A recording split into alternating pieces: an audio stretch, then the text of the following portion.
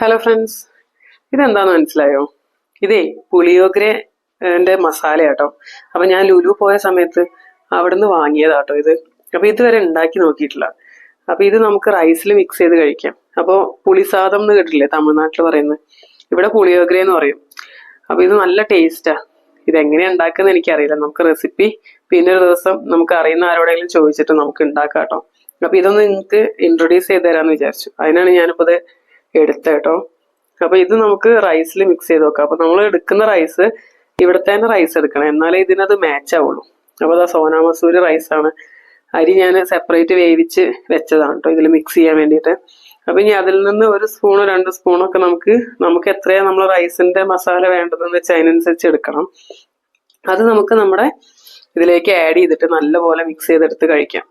അപ്പോൾ നല്ല ടേസ്റ്റ് ആണോ, നല്ല അടിപൊളി ടേസ്റ്റ് ആണ് ഇതിന്. എനിക്ക് ഒരുപാട് ഇഷ്ടമാണ്.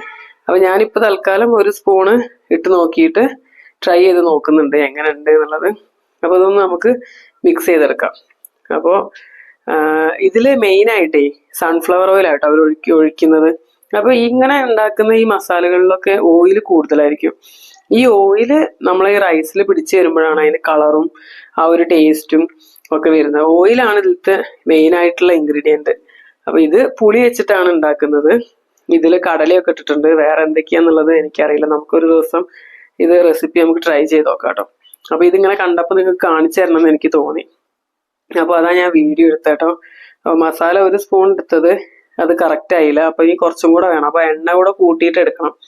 കവറിൽ എണ്ണ ഉണ്ടായിരുന്നു, ആ എണ്ണ ഒഴിവാക്കി എടുക്കാന്ന് വിചാരിച്ചായിരുന്നു. പക്ഷെ എണ്ണ ഇല്ലാതെ ഇതിൽ മസാല ശരിക്കും പിടിക്കില്ല. അപ്പൊ നമുക്ക് അത് ഒന്ന് ട്രൈ ചെയ്ത് നോക്കാം.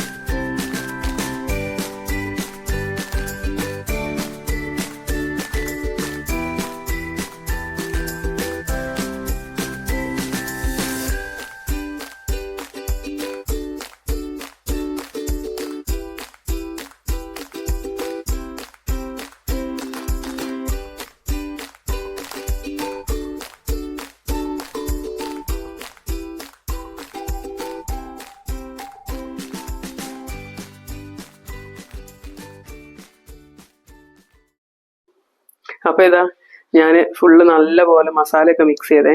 അപ്പൊ ഇത് നല്ല സ്പൈസി ആട്ടോ. ഞാനൊന്ന് ട്രൈ ചെയ്ത് നോക്കി എങ്ങനെയുണ്ട്, ഉപ്പൊക്കെ ഉണ്ടോന്ന്. അപ്പൊ ഉപ്പൊക്കെ കറക്റ്റാണ്, നമ്മളൊന്നും ആഡ് ചെയ്യേണ്ട ആവശ്യമില്ല.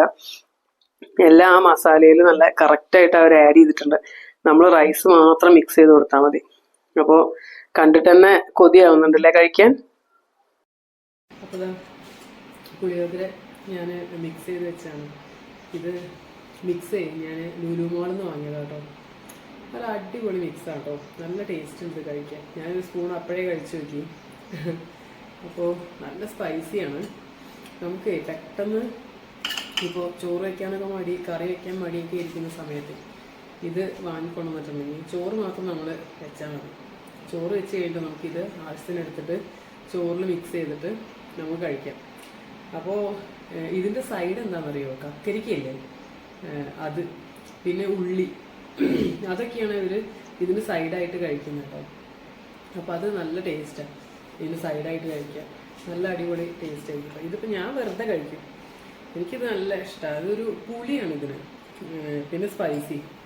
ഇതിൽ കടലയൊക്കെ ഇട്ടിട്ടുണ്ട്. കടലൊക്കെ നല്ല ടേസ്റ്റ് അത് കഴിക്കാൻ. നല്ല അടിപൊളി ടേസ്റ്റാട്ടോ. നമുക്ക് വെറുതെ നമുക്ക് ചോറിന് കറി ഉപ്പേരിയൊക്കെ ഉണ്ടാക്കാൻ മടിയുള്ള സമയത്ത് ഒരു ദിവസം നമുക്ക് ഇതോ കഴിക്കാം. നല്ല ടേസ്റ്റ് ഉണ്ട്. നമുക്ക് വെറുതെ കഴിക്കാം. ഇനി ഇതിൻ്റെ കൂടെ സൈഡായിട്ട് ചിക്കനൊക്കെ ഉണ്ടെങ്കിൽ ഒന്നും കൂടെ ചോറായി. അപ്പോൾ ഇത് നമുക്ക് ഇങ്ങനെ കഴിക്കാം. നല്ല അടിപൊളി ടേസ്റ്റാണ്. Okay, by.